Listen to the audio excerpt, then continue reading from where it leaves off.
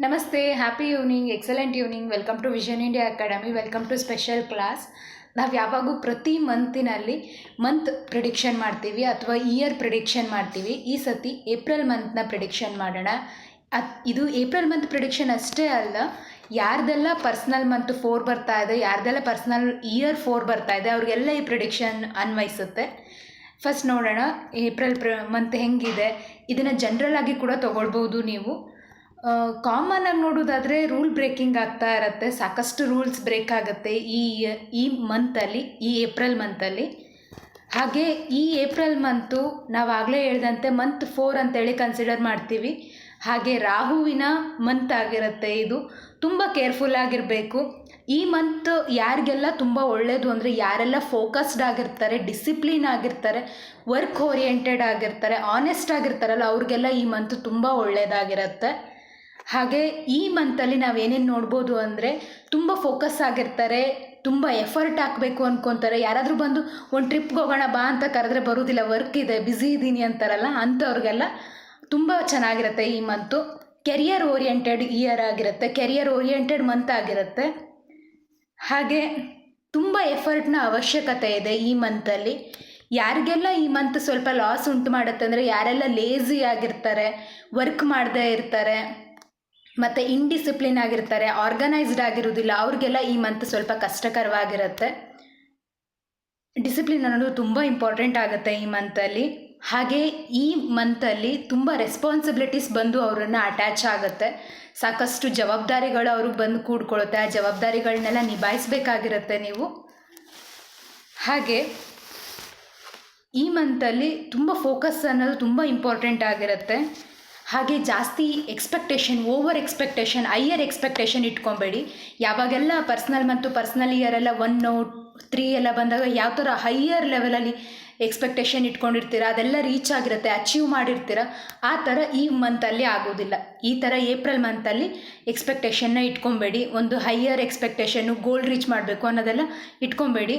ಹಾಗಾಗಿ ಅದು depends on ಕರ್ಮ ಅಂತೇಳಿ ಹೇಳ್ಬೋದು. ತುಂಬ ಜನಕ್ಕೆ ಇದು ಒಳ್ಳೆಯದು ಆಗಿರುತ್ತೆ, ತುಂಬ ಜನಕ್ಕೆ ಸ್ವಲ್ಪ ಕಷ್ಟಕರವಾಗೂ ಇರುತ್ತೆ ಈ ಏಪ್ರಿಲ್ ಮಂತ್ ಅನ್ನುವಂಥದ್ದು.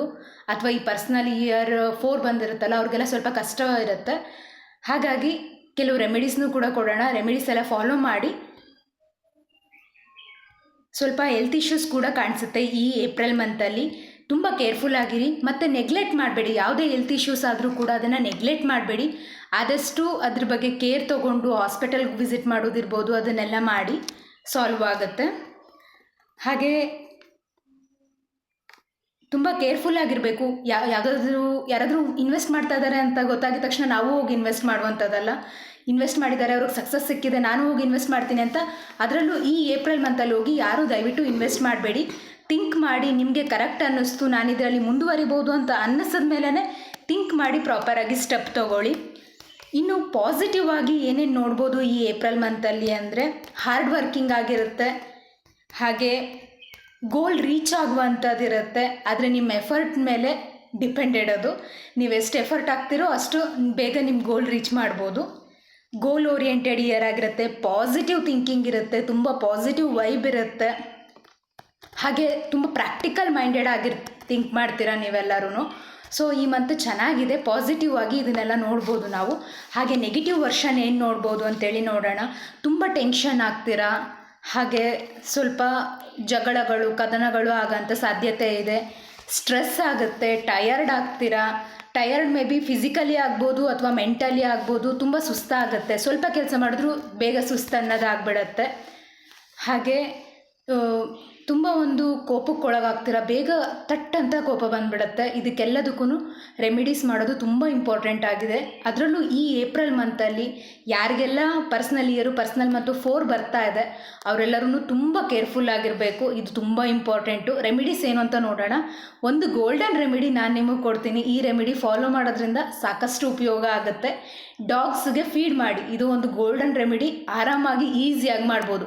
ಬಟ್ ಮನೆಯಲ್ಲಿ ಡಾಗ್ ಇದೆ ಮೇಡಮ್, ಮನೆಯಲ್ಲಿ ಡಾಗ್ ಫೀಡ್ ಮಾಡ್ತೀನಿ, ಓಕೆನಾ, ಆಗ್ಬೋದು ಅಂತ ಕೇಳಿದ್ರೆ ನೋ, ಅದಾಗೋದಿಲ್ಲ. ಮನೇಲಿರೋ ಡಾಗು ಪೆಟ್ ಅಂತ ಕನ್ಸಿಡರ್ ಮಾಡ್ತೀವಿ ನಾವು. ಪೆಟ್ಟಿಗೆ ಫೀಡ್ ಮಾಡಿದ್ರೆ ಆಗೋದಿಲ್ಲ, ಅವರು ನಿಮ್ಮ ಫ್ಯಾಮಿಲಿ ಮೆಂಬರ್ ಆಗೋಗಿರ್ತಾರೆ. ಸ್ಟ್ರೀಟ್ ಡಾಗ್ಸ್ಗೆ ಫೀಡ್ ಮಾಡಬೇಕು, ಬೀದಿ ನಾಯಿಗಳಿಗೆ ಊಟ ಹಾಕಿ. ಇದು ತುಂಬ ಚೆನ್ನಾಗಿ ವರ್ಕ್ ಆಗೋಂಥ ರೆಮಿಡಿ. ಹಾಗೆ ಗಾಯತ್ರಿ ಮಂತ್ರನ ಚಾಂಟಿಂಗ್ ಮಾಡಿದ್ದೀನಿ ನಾನು. ಹಾಗೆ ರುದ್ರಾಕ್ಷಿ ನಾರ್ಮಲ್ ಆಗಿ ಜನರಲಾಗಿ ನಾನು ಎಲ್ಲರಿಗೂ ಪ್ರಿಡಿಕ್ಟ್ ಮಾಡೋದು ಪಂಚಮುಖಿ ರುದ್ರಾಕ್ಷಿ. ಪಂಚಮುಖಿ ರುದ್ರಾಕ್ಷಿನ ವೇರ್ ಮಾಡಿ, ಬೇಕಿದ್ರೆ ನಮ್ಮ ಅಕಾಡೆಮಿಗೆ ಕಾಲ್ ಮಾಡ್ಬೋದು, ದೇ ವಿಲ್ ಹೆಲ್ಪ್ ಯು. ರುದ್ರಾಕ್ಷಿಗಳೆಲ್ಲ ಅವೈಲೇಬಲ್ ಇದೆ ನಮ್ಮ ಹತ್ರ, ರುದ್ರಾಕ್ಷಿಗಳನ್ನ ತರಿಸ್ಕೊಡ್ತೀವಿ.